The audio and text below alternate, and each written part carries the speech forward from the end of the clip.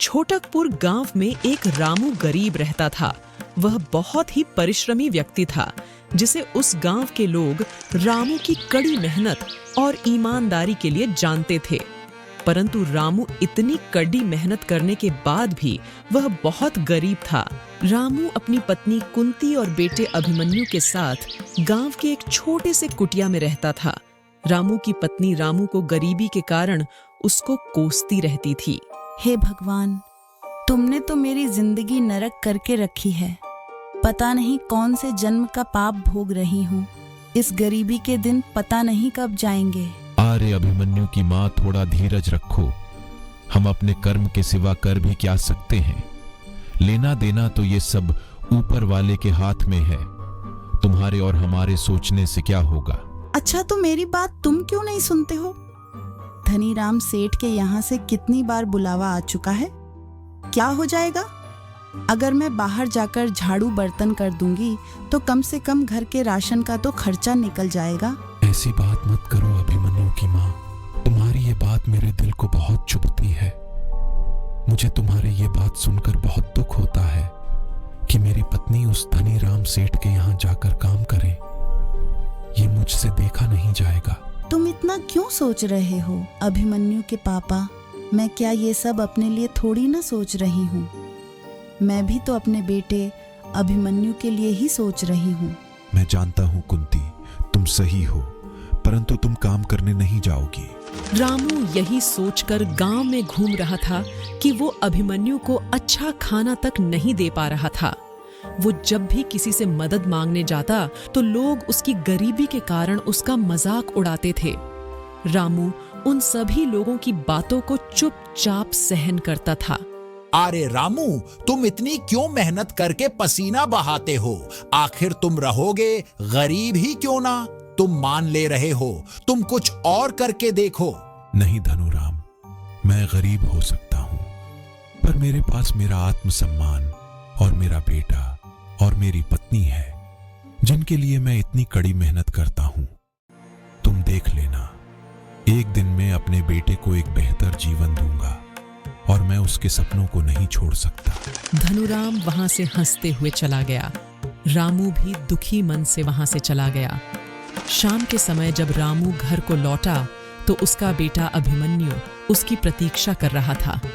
रामू के घर आते ही अभिमन्यु ने पूछा, बापू, लोग हमारी मजाक क्यों उड़ाते हैं? हम इतने गरीब क्यों हैं?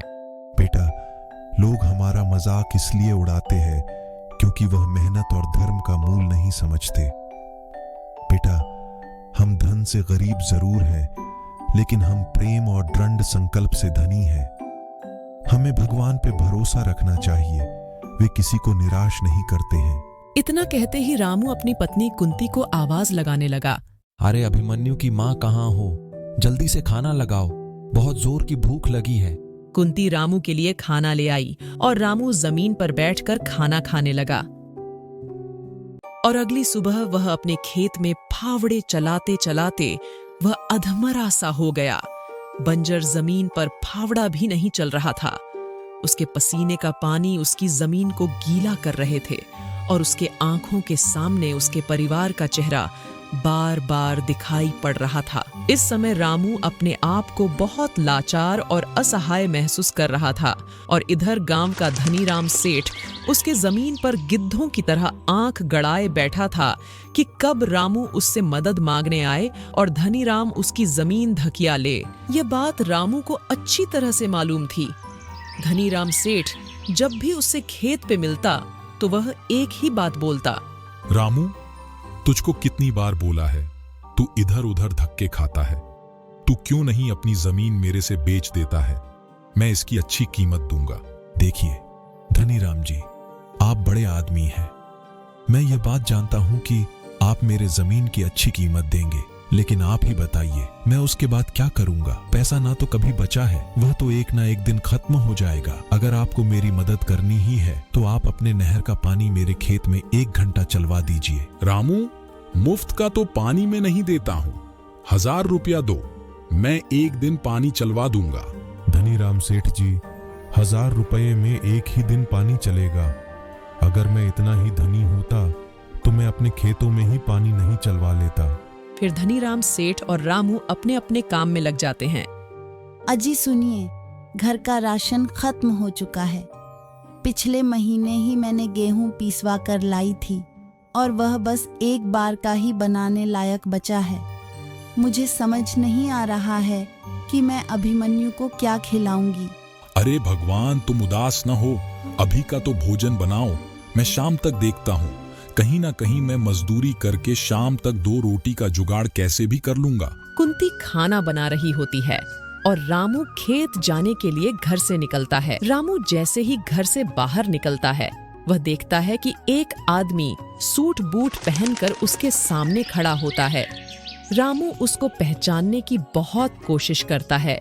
हाँ जी भाई साहब, किससे मिलना है? आपको मैंने पहचाना नहीं। आपको ये बोलकर तो रामू तू मेरा दिल ही तोड़ दिया। मुझे लगा था कि दुनिया में कोई मुझे पहचाने या ना पहचाने, मगर तुम मुझे एक ही नजर में पहचान जाएगा। क्या यही हमारी दोस्ती है? रामू, मैं तो तुझे कभी नहीं भूला। फिर रामू उसको गौर से देखता है। अरे प्रशांत मेरे दोस्त, तुमको मैं कैसे नहीं पहचान पाया।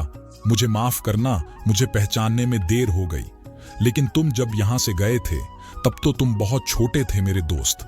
अब देखो कितने बड़े हो गए हो। अरे भगवान, मैं कोई सपना तो नहीं देख रहा हूँ ना? अरे सुनती हो अभिमन्यु की माँ, जरा बाहर आओ और देखो कौन आया है। कुंती जल्दी से बाहर आती है। अहो, ये कौन है? मैंने तो इन्हें कभी नहीं देखा। भाभी पांव लागू, ये तो बावरा हो गया है। मैं बता देता हूँ कि मेरा नाम प्रशांत है और हम दोनों बचपन के जिगरी दोस्त हैं। अच्छा, आप ही प्रशांत भैया है? आपके बारे में तो बहुत सुना है इनके मुंह से। आइए अंदर चलिए। प्रशांत जब घर के अंदर जाता है, वह घर की हालत देखता है तो उसको बहुत दुख होता है। अपने दोस्त के लिए टूटी फूटी चारपाई और बगल में एक रस्सी पे कपड़े टांगे हुए थे और नीचे जमीन पे चटाई बिछी हुई थी। यह सब क्या है रामू? तुमने अपनी घर की और अपनी हालत क्या बना रखी है? मत पूछ मित्र, पता ही नहीं चला। धीरे धीरे सब कुछ खत्म होता चला गया। खेत में उतनी पैदावार होती नहीं है जितनी जरूरी होती है। मेरे पास ट्यूब पंप भी नहीं है। लोगों से जब पानी मांगता हूं तो वह एक दिन का 1000 रुपए मांगते हैं। मेरे पास उतना पैसा नहीं है कि मैं उनको दे सकूं। जैसे तैसे दोस्त मेरे जीवन की गाड़ी चल रही है। तो तूने मुझे कभी बताया क्यों नहीं? अरे मैं तो भूल ही गया मेरे दोस्त। तुम्हारे पास तो मेरा एड्रेस था ही नहीं और इस बीच में भी कभी गांव में भी नहीं आया। ये सब छोड़ प्रशांत, ये बताओ गांव कैसे आना हुआ और तेरे परिवार में कौन कौन है? तेरी शादी वादी हुई है कि नहीं? हाँ भाई, सब कुछ ठीक है, लेकिन बापू गुजर गए हैं और माँ है और मेरी शादी भी हो चुकी है। मेरी बीवी लक्ष्मी और एक छोटी सी बच्ची भी है जिसका नाम रोहिणी है और कुछ समय बाद वे लोग भी गांव आ जाएंगे। पहले मैं यहाँ रहने का बंदोबस्त तो अच्छे से कर लूं। अरे प्रशांत, तुम तो इतना बड़ा बाबू बन गया है तो फिर गांव क्यों आना हुआ मेरे यार? अरे मेरे भाई, अपनी मिट्टी की तो बात ही कुछ और है। वो तो बापू की सरकारी नौकरी थी जिसके वजह से मेरे गांव को छोड़कर जाना पड़ा, किंतु मेरा मन तो गांव में ही रहने का था। मैं अपने खेतों में खेती करने की सोच रहा हूँ। वो दोनों बातें कर रहे थे। तब तक कुंती खाने के लिए घर में जो भी रुका सूखा था वह रामू के सामने रख देती है और रामू भी बड़े मजे से उस खाने को खाने लगा। रामू मेरे भाई, मैं कृषि विभाग का मैनेजर हूँ और मैंने नई नई तरीकों से खेती करना सीखा हूँ और मैं अपनी जमीनों पर खेती करूंगा। अगली सुबह प्रशांत खेतों पर जाता है और जमीन की जांच करता है और कुछ मजदूरों को काम पर लगाता है। फिर वह रामू के साथ बाजार में जाकर बढ़िया किस्म के अलग अलग तरह के बीज लेकर आता है। रामू मेरे भाई, हमें एक ही फसल उपजाने के पीछे नहीं रहना है। अब हम हर मौसम में हर तरह के फसल उपजा सकते हैं।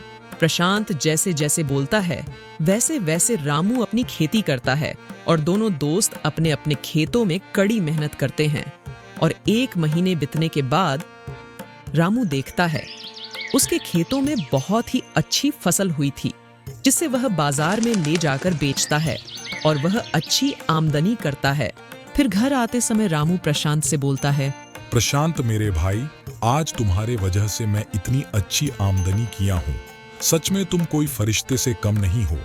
अरे रामू मेरे भाई, तू कैसी बातें कर रहा है? अगर हम दोनों एक दूसरे के काम नहीं आएंगे तो फिर भला हमारे दोस्ती का क्या फायदा? सच में अभिमन्यु के पापा, प्रशांत भैया के आने से हमारी जिंदगी कितनी बदल गई। और इधर गांव के लोग भी उन दोनों की दोस्ती का गुण गाने लगे। देखो भाई, दोस्ती हो तो रामू और प्रशांत जैसी, दोनों वे एक दूसरे की सुख दुख में साथ रहते हैं। और आज उनके हालत देखो, कितने अच्छे से जीवन व्यतीत कर रहे हैं। अब रामू के जीवन में सब कुछ अच्छा हो गया और कुंती के रसोई घर में बर्तन भी नए नए आ गए और अभिमन्यु अच्छे कपड़े पहनने लगा और बहुत खुश था। वे हर दिन अब और कड़ी मेहनत से काम करने लगे और भी कोई दिक्कत आती तो प्रशांत कंधे से कंधा मिलाकर उसके साथ चलता और देखते ही देखते रामू की गरीबी दूर हो गई। इस कहानी से हमें यह समझना चाहिए, दोस्ती एक अनमोल रिश्ता है जिसमें सच्चाई और विश्वास होता है। जब मन में अंधियारा छाए, दोस्त आता है और रोशनी लाता है। वो है साथ हमेशा, हर मुश्किल में, जैसे अधर्म में राहत का एक सहारा।